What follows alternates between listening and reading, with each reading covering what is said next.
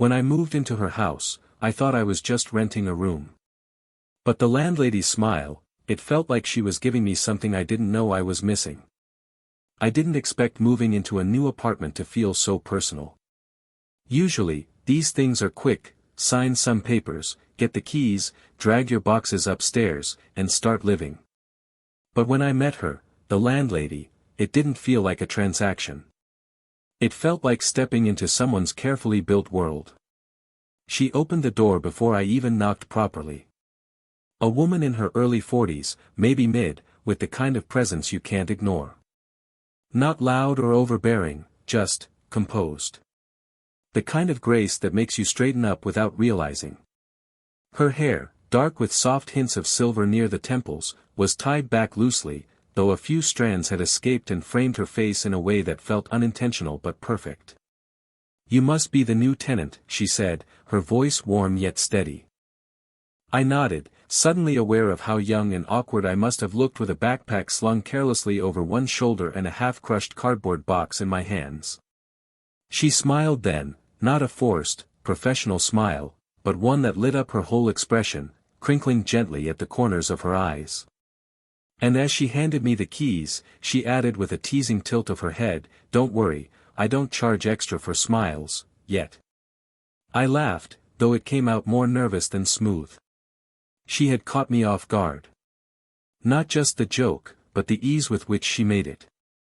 The hallway behind her smelled faintly of fresh tea and something floral, jasmine, maybe. The space wasn't grand or modern, but it had character: polished wooden floors with tiny creaks, framed photographs lining the walls, curtains that looked handmade rather than store-bought. It felt lived in, cared for. She gestured for me to step inside so she could show me around. As I followed, I noticed the way she moved, calm, confident, yet with a softness that made the whole place feel welcoming. She pointed out the kitchen, the courtyard outside, and finally the small upstairs unit I'd be renting. Her voice carried a rhythm, not rushed, not overly polite, just genuine. At one point, while explaining how the water heater worked, she brushed past me to reach the switch. The brief contact, her shoulder against my arm, was nothing more than accidental. Still, I felt it. A subtle warmth that lingered far longer than it should have.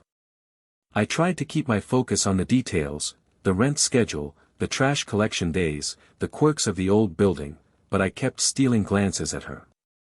The curve of her lips when she spoke, the quick wit in her tone, the way she seemed perfectly comfortable in her own skin. She wasn't trying to impress me, and maybe that's what made her so magnetic. When she finished the tour, she paused at the door, almost as if testing the air between us. "Well," she said, folding her arms lightly, "I hope you'll find it comfortable here. It's quiet most of the time. But if you need anything, I'm just downstairs." I thanked her, perhaps too earnestly, and she gave another one of those smiles, the kind that seemed both playful and knowing. And then, before I could even settle in properly, I realized something unsettling: I was already thinking about her. Not just as a landlady. Not even just as an attractive woman. But as someone who, in the span of 10 minutes, had unsettled my calm routine with a joke, a smile, and a warmth I hadn't felt in a long time. That night, as I unpacked my boxes and listened to the faint creak of the old house, I caught myself smiling at the thought of her words. "I don't charge extra for smiles, yet." And I knew, whether I wanted it or not, this place was going to be more than just an apartment. The first week in the new place went by in a blur of cardboard boxes, grocery bags, and adjusting to the rhythm of a house that wasn't entirely mine. Yet, no matter how much I busied myself, I couldn't ignore the quiet presence of my landlady. Our interactions were small, ordinary even, but they stayed with me. I'd hear the soft sound of her watering can early in the morning, the faint creak of the courtyard gate as she stepped outside to tend the plants. When I came back from errands, I'd find her returning from the market with a woven basket balanced against her hip, moving with the calm certainty of someone who knew every corner of this neighborhood by heart. Each time our eyes met, there was always a smile. Sometimes polite, sometimes amused, sometimes warmer than I expected. I began to look forward to those fleeting exchanges, though I'd never admit it out loud. One evening, as I wrestled with a bag of groceries that tore open on the staircase, she appeared out of nowhere. I had cans rolling down the steps, apples bouncing dangerously close to escape. She crouched down without hesitation, her slender fingers reaching to catch one before it could roll into the courtyard. "You look like you're losing a battle," she teased, handing it back. I laughed, embarrassed. "I swear the bags were fine when I left the store." "Well," she said, tucking a stray strand of hair behind her ear, "this house has a way of humbling its tenants. Even the grocery bags know it." There it was again, her wit, so quick yet never unkind. She carried the rescued apples up the stairs while I gathered the rest, and together we managed to restore order to the chaos. That small moment opened the door for something more. A few days later, as I came home from a long day of classes, she called out from her doorway. "Would you like some tea? It's a shame to let it go cold when I've made too much." I hesitated for only a second before agreeing. Stepping into her apartment felt different, not like a tenant entering a landlord's space, but like being welcomed into someone's private sanctuary. The air smelled faintly of jasmine tea and something sweet baking in the oven. The living room was warm, lit by soft golden lamps rather than harsh overhead lights. On the walls were framed photographs, landscapes, family, moments of life captured in quiet dignity. She set 2 porcelain cups on the low table between us, the delicate clink filling the silence. "This house can feel too big when it's quiet," she admitted, settling across from me with effortless poise. "Sometimes it's nice to share a cup with company." Her words carried a softness, almost like she was confessing more than just a preference for tea. As I took my first sip, I found myself watching the way she cradled her cup, both hands wrapped around it, like she was drawing warmth into herself. A strand of hair slipped free from her bun, falling against her cheek. I noticed it, and for a moment, I wanted to reach out and brush it back for her. But of course, I didn't. Instead, I asked about the photographs. She lit up, telling me stories about places she had visited, memories with friends, fragments of a life I hadn't expected her to share so easily. Her laughter filled the room, light and genuine, and I realized how rare it was for me to sit with someone and feel time slipping away unnoticed. When the clock struck 10, I stood reluctantly, thanking her for the tea. She smiled, her eyes lingering on mine for a second longer than necessary. "You're welcome anytime," she said.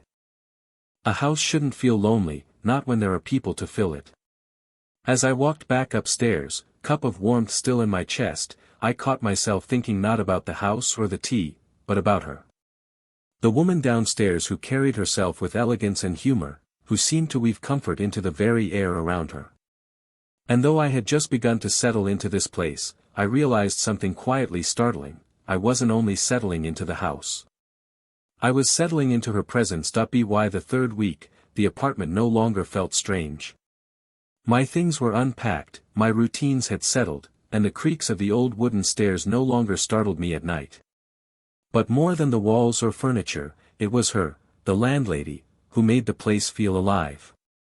Our paths crossed in ways that felt too natural to be chance. She always seemed to appear when I needed her most, sometimes with a teasing comment, sometimes with a helping hand.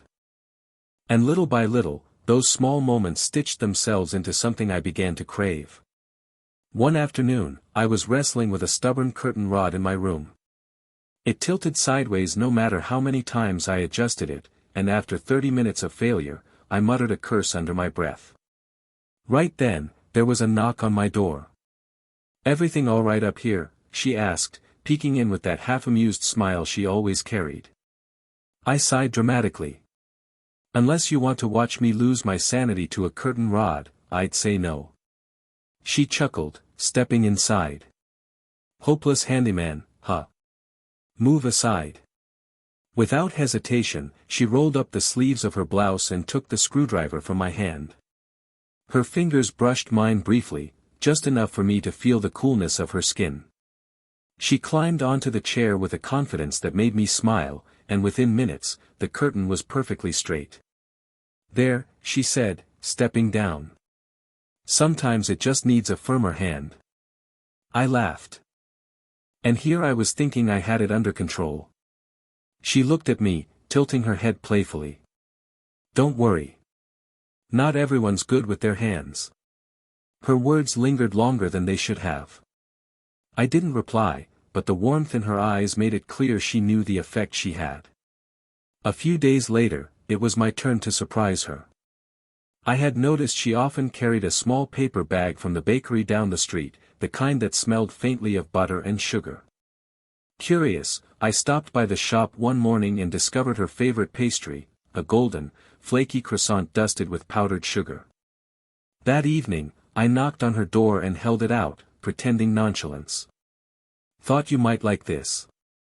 They had fresh ones today. Her eyes softened instantly, a mixture of surprise and gratitude. She took it gently, as though it were something more than just a pastry. You noticed? I shrugged, though my chest tightened at the way she was looking at me. You always seem to have one, so I guessed it must be your favorite.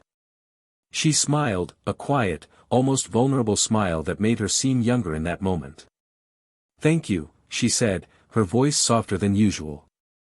We sat in her living room again, sharing tea while she savored the pastry. The buttery sweetness flaked across her fingertips, and she laughed when I teased her about the powdered sugar smudging the corner of her lip. She dabbed it away, still smiling, and I felt a warmth spread through me that had nothing to do with the tea.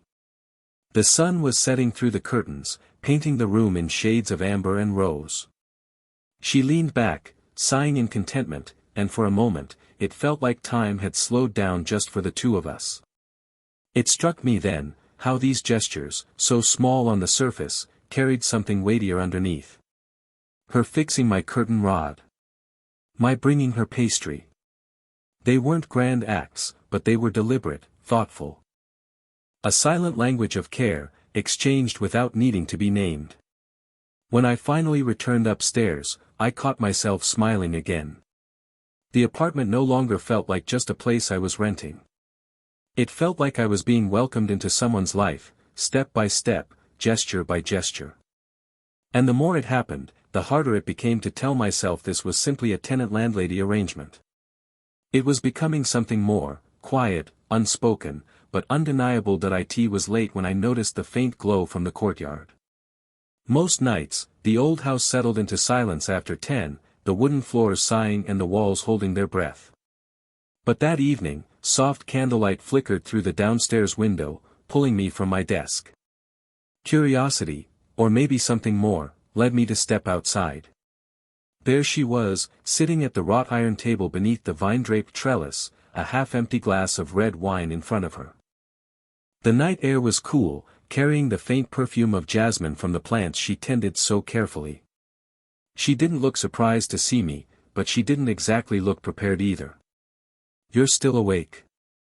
I asked softly, not wanting to disturb the quiet she seemed wrapped in. She smiled faintly, her expression tinged with something I hadn't seen before. Sometimes sleep takes its time. A glass of wine helps, or so I tell myself. I hesitated, then pulled out the chair across from her. Do you mind if I join? She shook her head. Not at all. The courtyard doesn't belong only to me. For a while, we sat in easy silence.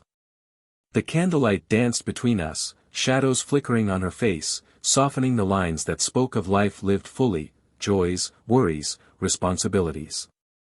There was a fragility to her in that moment, as though the composure she usually wore had slipped.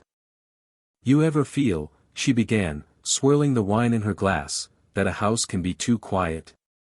Too heavy with silence? I nodded slowly. Sometimes. Especially when you've been alone in it too long. Her eyes lifted to mine, and in them I saw something raw. She gave a small laugh, but it was the kind people use to cover what they don't want to reveal too much of. This house has seen more people come and go than I can count.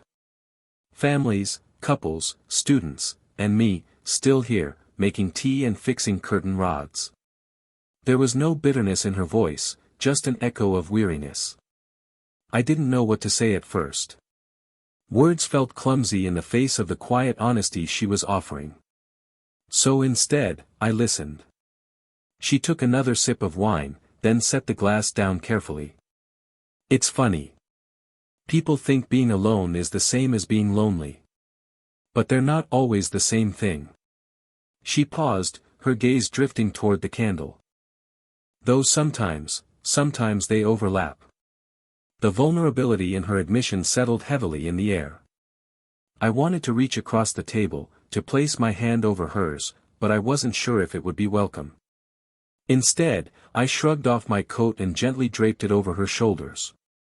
She startled slightly, then looked at me, her eyes softening. You didn't have to. I know, I said quietly. But you looked cold. Her lips curved into a small smile, gentle, tired, but genuine. She held the coat tighter around herself, as though it wasn't just fabric but something else, reassurance, presence. We didn't speak much after that. The silence between us wasn't heavy anymore, it was warm, like an unspoken agreement that words weren't always necessary.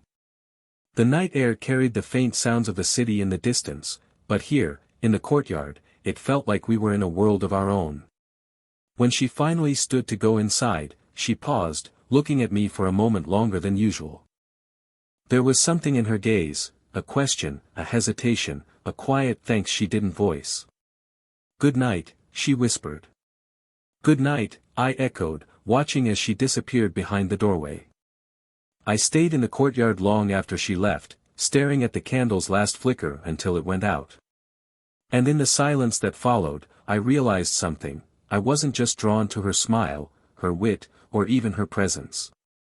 I was drawn to her hidden fragility, the part of her she rarely showed, but had trusted me with tonight. And that trust meant more than I could put into words. The storm arrived without warning. I had been working at my desk, rain hammering against the windows, when suddenly the room fell dark. The old building groaned as the lights flickered, then died altogether. I sat there in the silence, listening to the hum of the storm and the occasional roll of thunder, trying to remember where I'd left the candles I had bought just in case. Then came the knock. 3 soft taps on my door, almost hesitant. When I opened it, she stood there holding a single candle, its flame casting golden shadows across her face. The light softened her features, making her eyes glow in a way that made my chest tighten. "Well," she said, smiling with a touch of nervousness, "seems the house has decided to test us tonight." I stepped aside, and she entered, her presence bringing with it a sense of calm that even the storm couldn't unsettle. The candlelight filled the small room, flickering across the books stacked on my desk and the unmade bed in the corner. She glanced around, then set the candle on the table between us. "I've lived here long enough to know these outages can last hours," she explained, brushing a loose strand of hair from her cheek. "It's always easier to wait it out with company." I nodded, grateful she had chosen my door. We sat at the table, the storm raging outside while our small circle of light held steady within. She told stories about other blackouts she had endured in this house, how once she had read by candlelight until dawn, another time she had played cards with neighbors by the faint glow of lanterns. Her laughter filled the space, weaving warmth into the storm's roar. At some point, I leaned closer to hear her better over the rain. She leaned closer too. The distance between us shrank until it felt charged, as though even the air was aware of how near we were. When she reached across to adjust the candle's wick, her fingers brushed mine. It was nothing, really, an accident. But neither of us pulled away. Her skin was cool against mine, delicate but steady. The contact lasted only a moment before she withdrew, but in that single second, something shifted. The quiet companionship we had built over weeks deepened into something unspoken, heavier, undeniable. I tried to focus on the storm outside, but every sense was tuned to her presence, the faint scent of her perfume, the soft sound of her breathing, the glow of candlelight painting gold across her skin. After a pause that stretched longer than it should have, she gave a small laugh, though it sounded more like a way to ease the tension than true amusement. "It's strange," she murmured, her gaze lingering on the flame. How easy it feels, sitting here like this. As if the world outside doesn't exist. I swallowed, my voice lower than I intended. Maybe it doesn't. Not tonight. Her eyes lifted to mine then, and for a moment, we simply looked at each other. Neither of us moved, but everything in that silence spoke louder than words. The storm continued, the thunder rolling, the rain thrashing against the windows. But in that room, with that candle between us, it felt as though we were holding back something stronger, something neither of us had the courage, or permission, to name. When the lights finally flickered back on an hour later, it almost felt wrong. The magic of the moment broke, replaced by the ordinary hum of electricity and the soft whir of appliances. She stood, smoothing her blouse as if reminding herself of the roles we were supposed to play. "Well," she said lightly, crisis averted.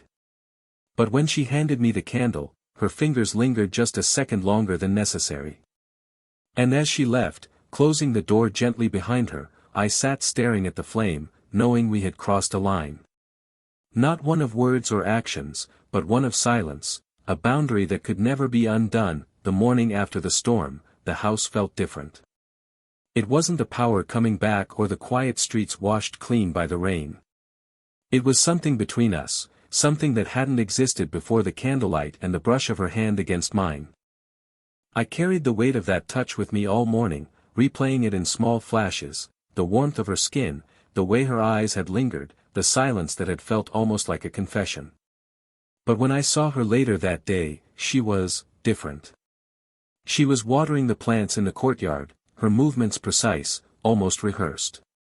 She greeted me with a polite smile, one that didn't quite reach her eyes. The warmth from the night before was gone, replaced by a kind of guarded restraint. "Did you sleep well?" I asked, hoping for a trace of the ease we'd shared. "Of course," she replied lightly, not looking up from the roses she was pruning. "It takes more than a storm to unsettle me." Her tone was pleasant, but it carried distance, like she had carefully drawn a line between us overnight. For the next few days, the shift grew clearer. Our conversations became shorter, her smiles briefer, her presence more elusive. It wasn't unkindness, she wasn't cold, just careful. As if she had remembered the roles we were supposed to play, landlady and tenant, older woman and younger man. One evening, unable to hold it in any longer, I found her in the kitchen rinsing teacups. The warm light from the lamp fell across her profile, outlining the curve of her cheek, the determined set of her mouth. "Did I do something wrong?" I asked quietly. She froze for a moment, then set the cup down gently. When she turned to face me, her expression was soft but tinged with conflict. "No. You've been nothing but kind." "Then why?" I hesitated, searching for the right words. "Why does it feel like you're keeping me at arm's length?" Her eyes dropped, and she gave a faint, almost sad smile. "Because I should." The words settled heavily between us. "I enjoy your company," she admitted after a pause, her voice lower, almost vulnerable. "More than I expected to. But I'm your landlady. And I'm older. These things matter, whether we want them to or not." I wanted to tell her it didn't matter. That the connection we shared had nothing to do with age or titles. But the way she said it, the quiet conviction in her tone, stopped me. Instead, I just nodded, though my chest ached. "I understand." She reached out then, as if to soften the blow, her fingers grazing my arm lightly before she pulled them back. That brief touch carried both comfort and apology, a silent acknowledgement of what neither of us dared to say aloud. The days that followed were filled with small reminders of her distance. She smiled, yes, but it was the kind of smile given out of politeness, not warmth. Her door closed a little quicker when I passed by. Our conversation skimmed the surface, avoiding the depth that once came so easily. Yet even in the restraint, there were cracks. A glance that lasted a second too long. A hesitation before she looked away. The faint scent of her perfume lingering in the stairwell long after she had gone upstairs. And those cracks were enough to keep hope alive, enough to remind me that beneath the careful guard she had built, the connection still pulsed, steady and undeniable. But I also knew something else: if either of us wanted this bond to become more than fragile moments, it would take a choice. A choice she wasn't ready to make. Not yet. The hesitation between us lingered for days, maybe even weeks, like an invisible curtain neither of us dared to pull aside. I went about my routine, work, study, coming back to the house in the evenings, but no matter how ordinary the day, she was there in the back of my mind. Her careful distance wasn't rejection, not really, it was fear. Fear of stepping into something that neither of us could easily define, something that defied the roles and rules we were expected to follow. Then came the night of the Lantern Festival. The town square was alive with color and sound, children chasing after glowing balloons, couples writing wishes on slips of paper before tying them to floating lanterns. I hadn't planned on going, but when she knocked on my door that evening, wearing a simple navy dress and carrying that same cautious smile, I couldn't say no. "It's been years since I've gone," she admitted as we walked side by side. "But it feels like a shame to stay inside on a night like this." I noticed the way her hair caught the glow of the streetlights, the way her eyes reflected the lanterns overhead. She wasn't dressed extravagantly, but something about her presence made the whole square feel quieter, calmer, even amid the laughter and music. We found a spot on a low stone wall at the edge of the festival, close enough to see the lanterns rise but far enough to escape the crowds. She handed me one of the slips of paper, her fingers brushing mine for a fleeting second that sent a familiar warmth through me. "Make a wish," she said. I looked at her instead of the paper. "What about you?" She smiled faintly. "I already know what mine is." We rode in silence, the night air filled with the sound of flutes and laughter, the soft crackle of lanterns being lit. When the time came, we both raised ours together, letting them float upward into the velvet sky. For a long moment, we just watched them rise, glowing softly like distant stars. It was then she spoke, her voice quieter than the music, almost swallowed by the night. "You make me feel young again," she said, still watching the lanterns. "Like I'm allowed to laugh too loud, or sit too close, or forget the numbers that are supposed to define me." I turned toward her. Her shoulders were relaxed, but her eyes shimmered with vulnerability. "I don't see numbers," I said softly. "I see you.